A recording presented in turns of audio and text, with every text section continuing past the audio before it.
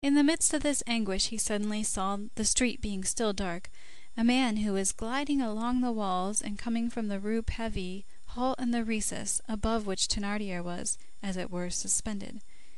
Here this man was joined by a second, who walked with the same caution, then by a third, then by a fourth. When these men were reunited, one of them lifted the latch of the gate in the fence, and all four entered the enclosure in which the shanty stood.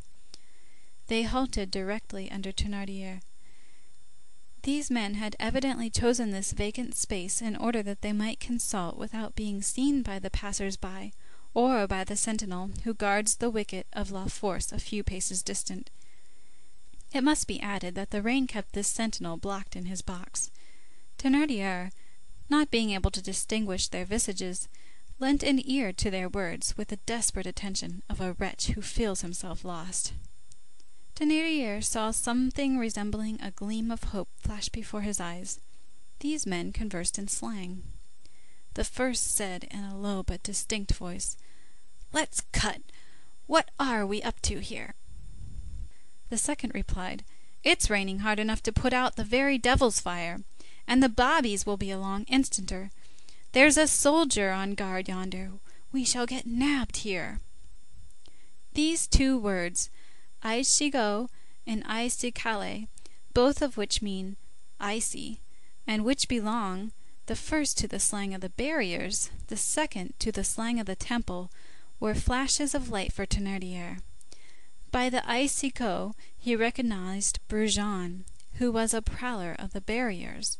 By the icicaille he knew Babet, who was among his other trades, had been an old clothes broker at the Temple. The antique slang of the great century is no longer spoken except in the Temple, and Babet was really the only person who spoke it in all its purity.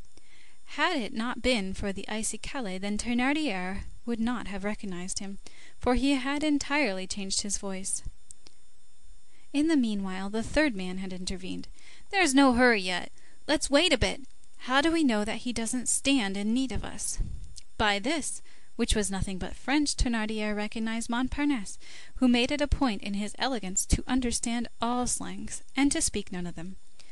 As for the fourth, he held his peace, but his huge shoulders betrayed him. Thénardier did not hesitate. It was Guelemer. Brujon replied almost impetuously, but still in a low tone, "What are you jabbering about? The tavern-keeper hasn't managed to cut his stick. He don't tumble into the racket, that he don't. You have to be a pretty knowing cove to tear up your shirt, cut up your sheet to make a rope, punch holes in doors, get up false papers, make false keys, file your irons, hang out your cord, hide yourself and disguise yourself. The old fellow hasn't managed to play it. He doesn't understand how to work the business." Babet added, still in that classical slang, which was spoken by Polière and Cartouche, and which is to the bold, new, highly colored, and risky argot used by Brujon, what the language of Racine is to the language of André Chenier. "Your tavern-keeper must have been nabbed in the act. You have to be knowing. He's only a greenhorn. He must have let himself be taken in by a bobby, perhaps even by a sheep who played it on him, as his pal. Listen, Montparnasse, do you hear those shouts in the prison? You have seen all those lights. He's recaptured there. He'll get off with 20 years. I ain't afraid, I ain't a coward, but there ain't anything more to do, or otherwise they'd lead us a dance. Don't get mad, come with us, let's go drink a bottle of old wine together." "One doesn't desert one's friends in a scrape," grumbled Montparnasse. "I tell you he's nabbed," retorted Brujon. "At the present moment the innkeeper ain't worth a halfpenny. We can't do nothing for him. Every minute I think a bobby has got me in his fist." Montparnasse no longer offered more than a feeble resistance. The fact is that these four men, with the fidelity of ruffians who never abandon each other, had prowled all night long about La Force, great as was their peril, and the hope of seeing Thénardier make his appearance on the top of some wall. But the night, which was really growing too fine, for the downpour was such as to render all the streets deserted, the cold, which was overpowering them, soaked their garments, their hole-ridden shoes, the alarming noise which had just burst forth from the prison, The hours which had elapsed, the patrol which they had encountered, the hope which was vanishing, all urged them to beat a retreat. Montparnasse himself, who was, perhaps, almost Thénardier's son-in-law, yielded. A moment more, and they would be gone. Thénardier was panting on his wall like the shipwrecked sufferers of the Méduse on their raft, when they beheld the vessel which had appeared in sight vanish on the horizon. He dared not call to them. A cry might be heard and ruin everything. An idea occurred to him. A last idea. A flash of inspiration. He drew from his pocket the end of Brujon's rope, which he had detached from the chimney of the new building, and flung it into the space enclosed by the fence. The rope fell at their feet. "A widow," said Babet. "My Tortue," said Brujon. "The tavern-keeper is there," said Montparnasse. They raised their eyes. Thénardier thrust out his head a very little.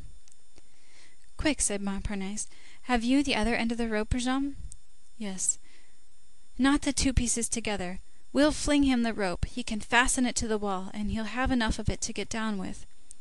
Thénardier ran the risk and spoke. "I am paralyzed with cold." "We will warm you up." "I can't budge." "Let yourself slide. We'll catch you." "My hands are benumbed." "Only fasten the rope to the wall." "I can't." "Then one of us must climb up," said Montparnasse. 3 stories!" ejaculated Brujon. The ancient plaster flue which had served for a stove that had been used in the shanty in former times ran along the wall and mounted almost to the very spot where they could see Thénardier. This flue, then much damaged and full of cracks, has since fallen, but the marks of it are still visible. It was very narrow. "One might get up by the help of that," said Montparnasse. "By that flue?" exclaimed Babet. "A grown-up cove? Never. It would take a brat." "A brat must be got," resumed Brujon. "Where are we to find a young 'un?" said Guelemer. "Wait," said Montparnasse. "I've got the very article." He opened the gate of the fence very softly, made sure that no one was passing along the street, stepped out cautiously, shut the gate behind him, and set off at a run in the direction of the Bastille. 7 or 8 minutes elapsed. 8,000 centuries to Thénardier. Babet, Brujon, and Guelemer did not open their lips. At last the gate opened once more, and Montparnasse appeared, breathless, and followed by Gavroche. The rain still rendered the street completely deserted. Little Gavroche entered the enclosure and gazed at the forms of these ruffians with a tranquil air. The water was dripping from his hair. Guelemer addressed him. "Are you a man, young 'un?" Gavroche shrugged his shoulders and replied, "A young 'un like me's a man, and men like you are babes." "The brat's tongue is well hung," exclaimed Babet. "The Paris brat ain't made of mere straw," added Brujon. "What do you want?" asked Gavroche. Montparnasse answered, "Climb up that flue." "With this rope," said Babet. "And fasten it," continued Brujon. "To the top of the wall," went on Babet. "To the crossbar of the window," added Brujon. "And then?" said Gavroche. "There," said Guelemer. The gamin examined the rope, the flue, the wall, the windows, and made that indescribable and disdainful noise with his lips which signifies, "Is that all?" "There's a man up there whom you are to save," resumed Montparnasse. "Will you?" began Brujon again. "Greenhorn," replied the lad, as though the question appeared a most unprecedented one to him, and he took off his shoes. Guelemer seized Gavroche by one arm and set him on the roof of the shanty, whose worm-eaten planks bent beneath the urchin's weight, and handed him the rope which Brujon had knotted together during Montparnasse's absence. The gamin directed his steps toward the flue, which it was easy to enter, thanks to the large crack which touched the roof. At the moment when he was on the point of ascending, Thénardier, who saw life and safety approaching, bent over the edge of the wall. The first light of dawn struck white upon his brow, dripping with sweat upon his livid cheekbones, his sharp and savage nose, his bristling gray beard, and Gavroche recognized him.